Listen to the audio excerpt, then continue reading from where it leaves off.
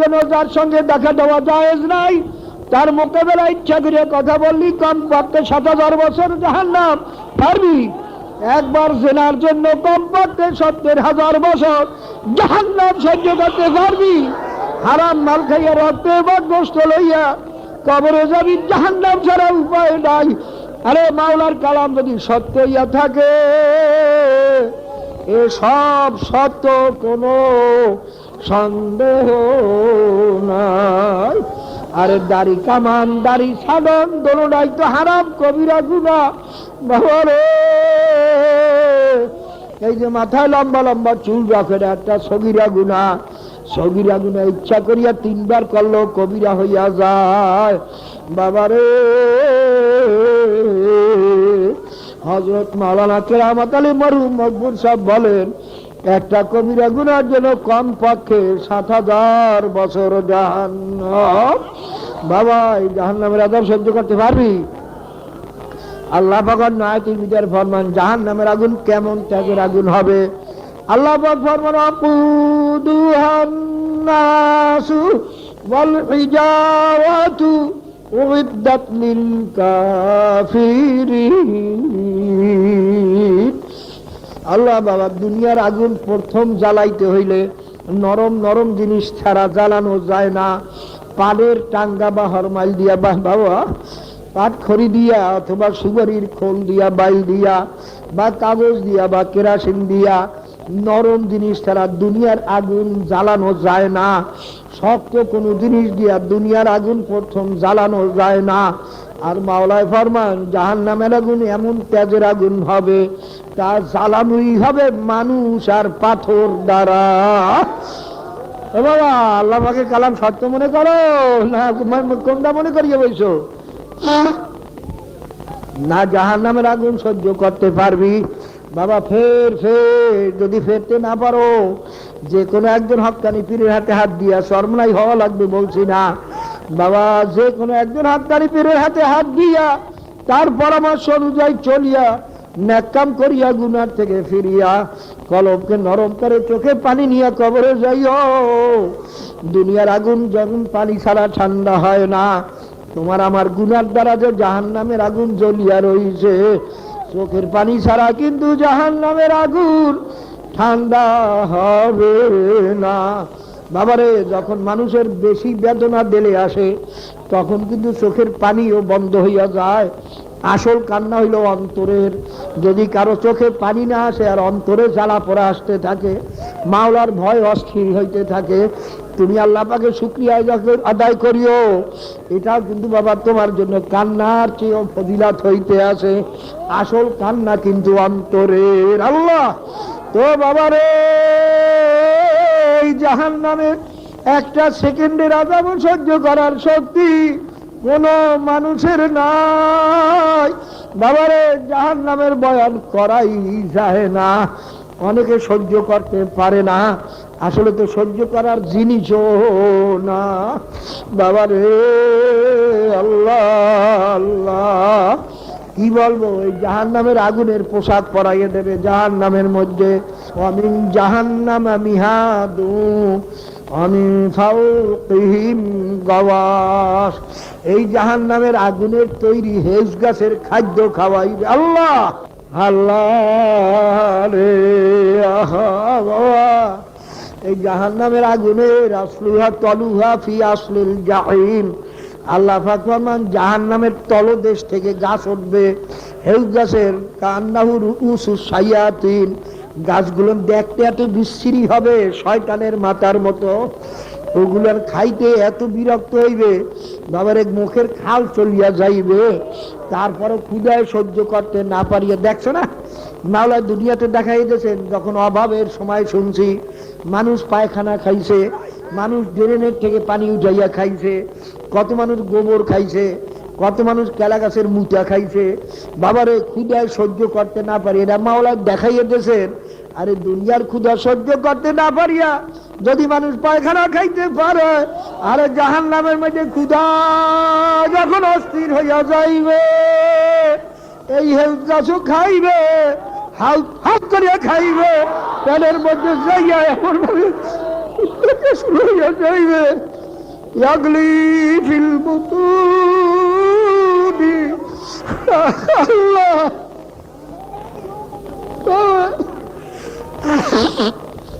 সেজন্য মানুষ হইল। হযরত ওমর ফারুক রাদিয়াল্লাহু তাআলা কান্দেন আর বলেন, মাবুদ গো, তুমি যদি আগামী মানুষ না বানাইয়া ছাগলের বাচ্চাও বানাইতা কত ভালো ছিল। তোমার বান্দা বান্দিরা আমাকে জবাই দিয়া খাইয়া লইয়া ইবাদত বন্দেগী করত, আমি একটা কামে লাগিয়া যাইতাম। কিন্তু মাওলা আমারে বানাইছো মানুষ, আরে ইবাদত বন্দেগী তো করতে পারলাম না, কেন দুনিয়াতে আসলে? ওমর একজন আফসোস করেন আর বলেন, আরে আমার মায়ে যদি আমারে জন্ম না দিতেন, পেটে যদি না রাখতেন, কতই না ভালো হইতো। একদিন রাস্তা দিয়ে হাঁটেন, একটা খড়কুটা রাস্তার থেকে উঠাইয়া বলেন, আর এই খড়কুটাটার জন্য তো জাহান্নাম নাই, আমারে যদি মাওলায় মাফ না করেন, আমার তো জাহান্নাম। আরে আমি এই খড়কুটাটা কেন হইলাম না?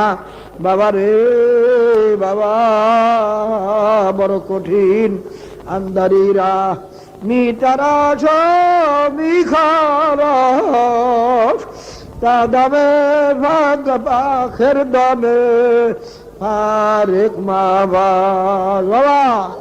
এই রাস্তা বড় কঠিন, বড় কষ্ট বাবা, মৌত পর্যন্ত ছাড়িও না। বাবার হাফেজ সিরাজি বলছেন, সবে তারি কে বিবি মৌ জিগির দাবে চুনি হায় না কিস্তিয়া দরা দরিয়া নাম আল্লাহ আজুব কারা।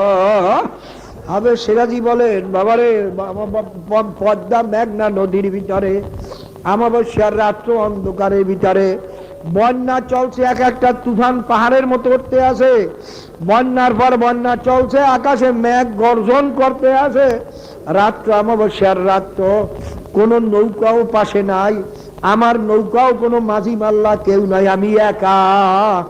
তখন ওই ব্যক্তির যে অবস্থা হইতে পারে, আমার অবস্থাও সেই রকম, গুনার বোঝা মাথায়, কিচ্ছু নাই, মাওলার রহমতের আশা ছাড়া আর কিছুই নাই। আরে আলী করমুল অজু ফরমেন, মালি ওয়াসিলাতুন ইল্লার রাজা ওয়া জামিলু আফরিকা ওয়া আযুন্নু কুল্লা জান্নি আন্নাকা ফাইলু। কালে বাবা, মাবুদ গো, তোমার রহমতের আশা ছাড়া আমার আর কোনো ভরসা নাই, ইবাদতের ভরসা নাই, কিচ্ছু ভরসা নাই। তো বাবারে, আমার কথা হলো বোঝো বাবারে, কোরআন শরীফ সত্য, তাতে কোনো সন্দেহ নাই। কোরআন শরীফ আল্লাহ পাকের কালাম। বাবা, দুনিয়ার যত বই পুস্তক, যত ভালো বই পুস্তক বলো, জবরদস্ত যত নভেল নাটক বলো, একবার দুইবার তিনবার পড়ো, তারপর আর পড়তে ইচ্ছা করে না। আর আল্লাহ পাকের কালাম যত পড়বা ততই তার মজা বাড়তে থাকে। সারা দুনিয়ার কোন বই পুস্তকে শুরু থেকে শেষ পর্যন্ত কোন মানুষের সিনার মধ্যে অক্ষরে অক্ষরে মুখস্থ নাই। আর আল্লাহ পাকের কালামের বিসমিল্লাহর বে থেকে শুরু করিয়া অন্নাসের সিন পর্যন্ত লক্ষ লক্ষ ছোট্ট ছোট্ট ছেলেদের সিনার ভিতরে মুখস্থ হইয়া রইছে। এ বাবা রে, এরপরে কি বোঝো না আল্লাহ পাকের কালাম সত্য? বাবা বোঝো, সেই সত্য কালামের ঘোষণা।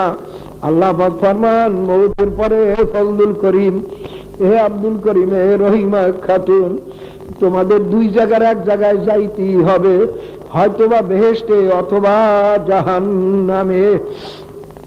বাবা, বেহেশতে কারা যাবে? বড় লোকেরা, মালান সাহেবেরা, পীর সাহেবেরা? না না, আল্লাহ পাক রব্বুল আলামিন স্পষ্ট বলেন, ইন্নাল্লাযীনা আমানু ওয়া আমিলুস সালিহাতি কানাত লাহুম জান্নাতুল ফিরদাউসি নুজুলা। আল্লাহ পাক ফরমান, আমার দরবার কে ধনী, কে গরিব, কে যুবক, কে বুড়া, কে আলেম, কে মূর্খ, কে পীর, কে মুরিদ, আল্লাহ আল্লাহ। পীর কিছু না, শুধু রাস্তা দেখেন না, পীরকে আরবিতে বলা হয় মোরশেদ। মোরশেদ শব্দের অর্থ পথ প্রদর্শক, যে রাস্তা দেখাইয়ে দেবে। কোন পীরের বাবারও ক্ষমতা নাই কোন মুরিদকে বেহেশতে নেওয়ার জোর করিয়া। আরে আল্লাহর হাবিব আজীবন চেষ্টা করিয়াও আপন চাচা আবু তালেব আবুল আহাবকে বেহেশতে নিতে পারেন নাই। বাবারে, আল্লাহর হাবিব ফাতেমা রাদিয়াল্লাহু তাআলা আনহাকে ফরমান, ইয়া ফাতেমা তিনকাজি নাফসাকি মিনান নার, এ ফাতেমা কবরে গিয়া যদি এই পরিচয় দাও যে আমি আখিরি জামানার নবীর মেয়ে, এই পরিচয়তে কিন্তু তোমার কোনোই কাজে আসবে না, কোনোই লাভ হবে না। নিজে আমল করিয়া নিজেকে নিজে জাহান্নামের থেকে বাঁচাইয়া কবরে যাইও। বাবারে, যদি কেউ মনে করিয়া দেখো আমি অত আমল করতে পারবো না, পীর সাহেব আমাকে বেহেশতে নিয়ে যাবে, তুমি মুশরিক হইয়া গেলা, অর্থাৎ আল্লাহ পাকের সঙ্গে অংশীদার বানাইছো তোমার পীরেরে। কারণ বেহেশতে নেওয়ার একমাত্র মালিক হইলেন মাওলা। যদি কোনো পীরে বলে আমি তোমার কবর আযাব মাফ করতে পারবো না, তোমার জাহান্নামের থেকে বাঁচাইতে পারবো না, তবে আমি কেমন পীর হইলাম? মনে করি ওটা পীর না, ওটা একটা মুশরিক শয়তান। বাবারে, পীরের কামাল শুধু রাস্তা দেখাইয়া দেওয়া, তাও বাবা কোরআন হাদিস ছাড়া দেখাবার ক্ষমতা নাই। এই জন্য পীর হওয়ার জন্য পহেলা শর্তই হইল অন্তত মেশকাত জালালাইনের এলেম তার ভিতরে থাকা লাগবে, ওই অনুযায়ী আমল তার ভিতরে থাকা লাগবে, এবং আর একজন আমলকারীর সার্টিফিকেট যাকে বলা হয় খেলাফত, সার্টিফিকেট পাওয়া লাগবে। বাবারে, কাজী খুব খেয়াল করিয়া নিও। অনেক মনে পীর সাহেবরা গুনার কাম করলে ক্ষতি হয় না, এরাইলো সমুদ্র। না না বাবা, মশালার বেলায় পীর সাহেব যেরকম মুরিদও সেই রকম। বাবারে, আমার জন্য গুনাহ গুনাহ, তোমার জন্য গুনাহ গুনাহ। বাবারে, পীরের জন্য ভিন্ন কিছু নয়। কবরে পীরের পরিচয় হবে না, তুমি কোন তরিকার মুরিদ তারও পরিচয় হবে না। বাবারে, কবরে প্রশ্ন হইবে মার রব্বুকা, তোমার রবকে, তোমার দিন কি, রাসূলুল্লাহ সাল্লাল্লাহু আলাইহি ওয়াসাল্লাম সম্পর্কে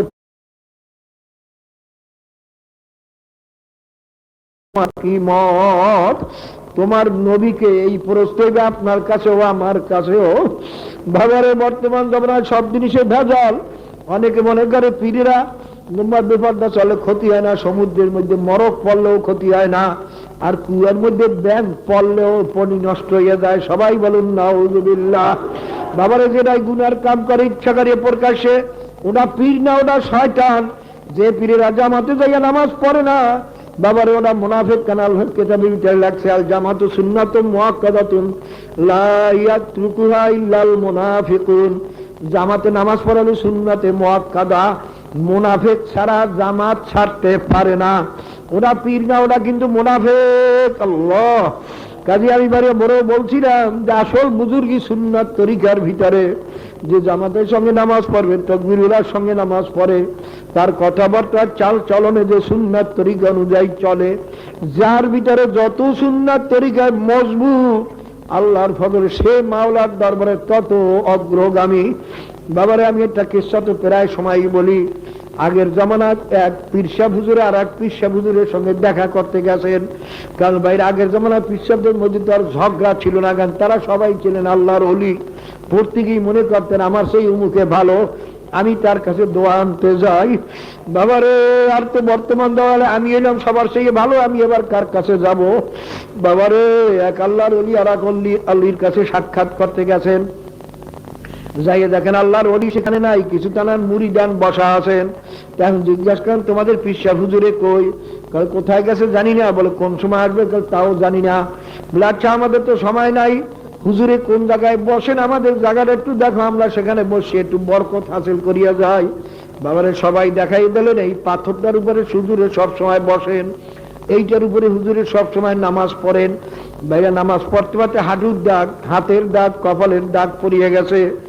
দেখেন ভাইরা, পাথরের উপরে সেজদার অবস্থায় আঙ্গুল রাখছেন খোলা অবস্থায়। এই দেখে ওই পীর সাহেব হুজুর বলেন, নিজের মুরিদদের বলেন, চলো বাবা চলো, এর দোয়া লওয়ার কোনো দরকার নাই, এ আল্লাহর ওলি হইতে পারে না। হুজুর, কারণ কি? আপনি কেমনে বুঝলেন? তাহলে আরে সেজদার মধ্যে যে আঙ্গুলগুলো মিলাইয়া রাখতে হইবে, এইটা যে পীরে জানে না, সে কোনোদিন আল্লাহর ওলি হইতে পারে না। বাবারে, বর্তমান জমানা শুধু সব জিনিসই ভেজাল। বাবারে, খালি খুব খেয়াল করিয়া দিও। বাবা, পীর সাহেব মালান সভা আর জমিদার সবার যাই হও, কিচ্ছু না বাবা।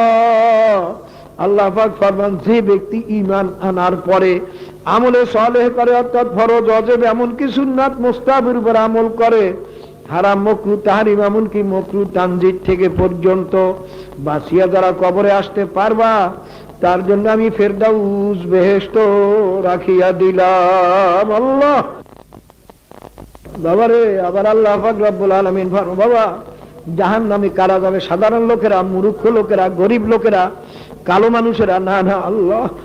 বাবারে, একদিন আল্লাহর হাবিব মজাক করেন, এক বৃদ্ধা মহিলা লোককে বলেন, ও বুড়ি, বুড়ি মানুষ কোনোদিন বেহেশতে যাইতে পারবে না।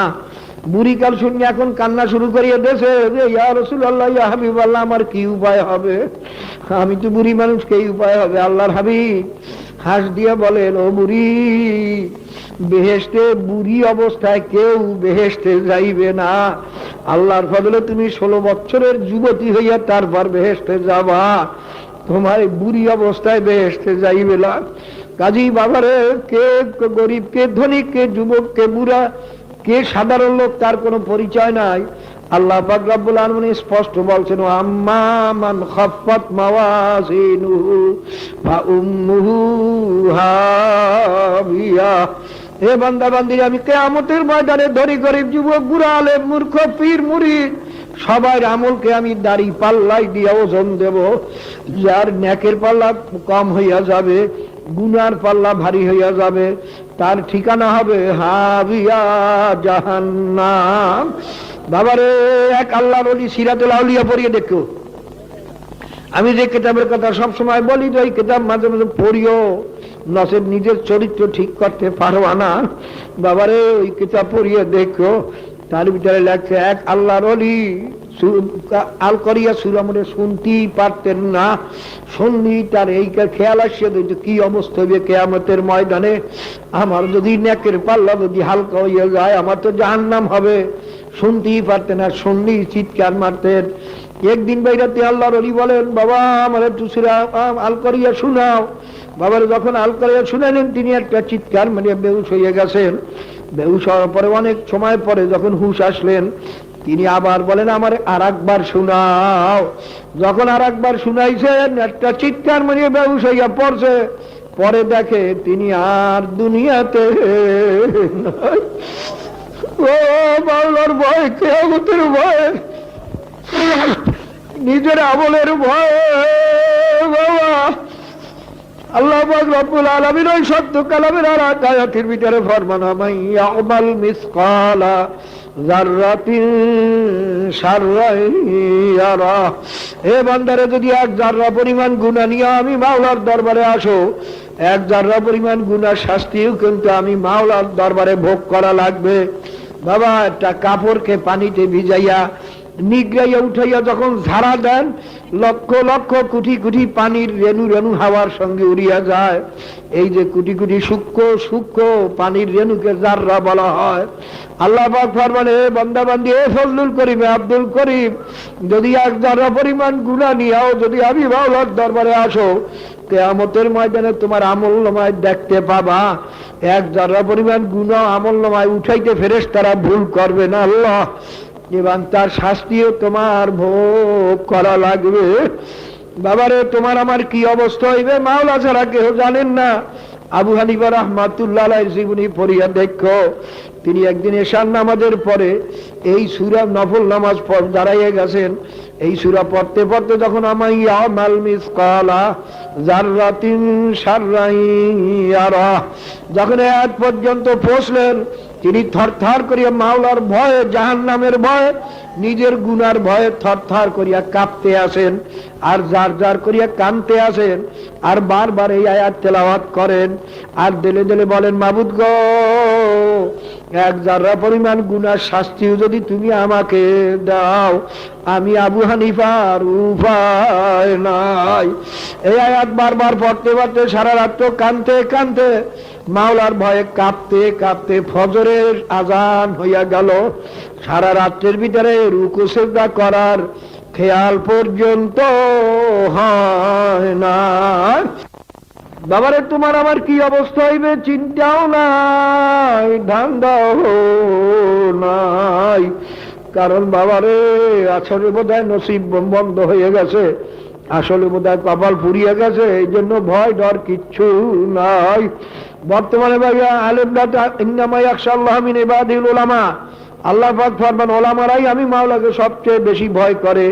বাবারে ছেলে মেয়ে বাবার ভয়ে যদি কাঁদতে পারে, বাবারে ছাত্র যদি ওস্তাদের ভয়ে কাঁদতে পারে, আর আমার মাওলার ভয় কি এতই কম হইয়া গেল? যার দিলে মাওলার ভয় ঢোকে সে বুঝি মাওলার ভয়ে কাঁদতে পারবে?